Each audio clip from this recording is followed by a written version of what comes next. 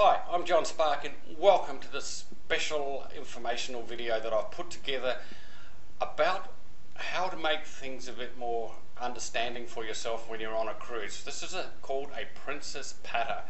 It's an A4 size 4-page document that'll be slid under your door every night and sometime during the middle of the night. I'm no idea what time it arrives, but it's usually there by the time you wake up in the morning.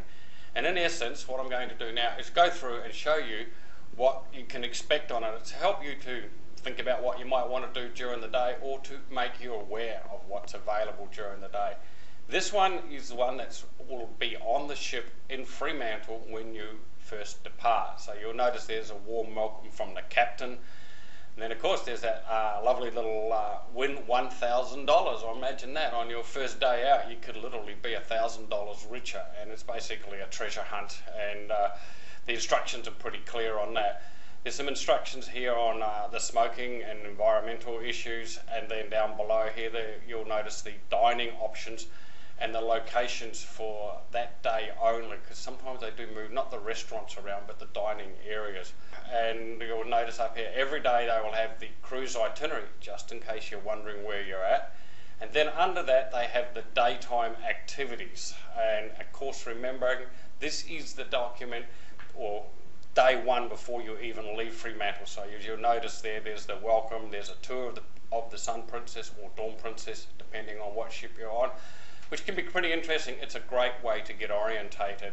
Then of course on day one out of every port that a ship departs, there's the cruise drills where everybody has to put their life jackets on, go out on deck and just get the rundown on what would happen should there be an emergency. Really important. Takes up about 20 minutes by the time they go through it, but it's over and done with. It's a once only. Then of course you'll usually have a farewell cocktail party, and that'll be held at about 5 o'clock, and so you'll be up on deck, and as you sail out of Fremantle you wave goodbye to your past problems and issues and family, and you can go out and enjoy yourself. Then it goes down, as you notice, and we start covering in some of the events of the day, what's available, the spas, etc. The fun zone, if you've got teenage children with you, it's an important area up on, I think it's deck 12 if I can recall correctly.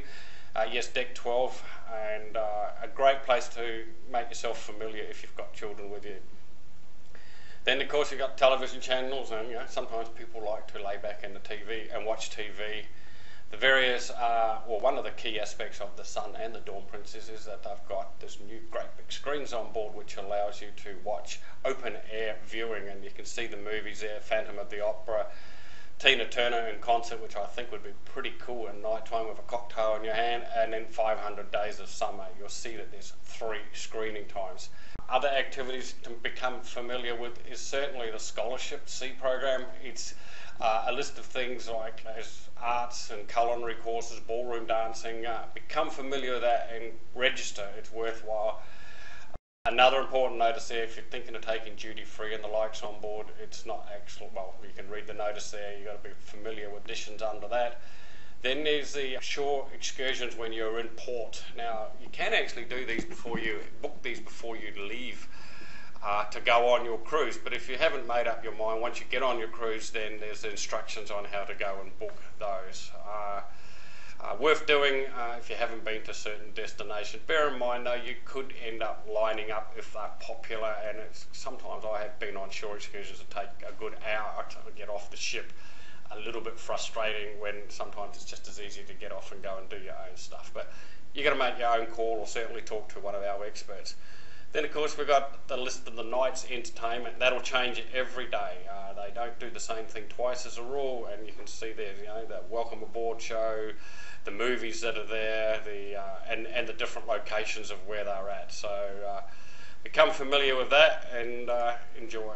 On the back, bear in mind this is the first day again. They will you've listed the various boutiques, photo galleries, the spa, fine arts, and the Grand Casino information, just so that you can work out where you might want to spend the evening or time during the day. So that's it. That's basically what we call a Princess Patter.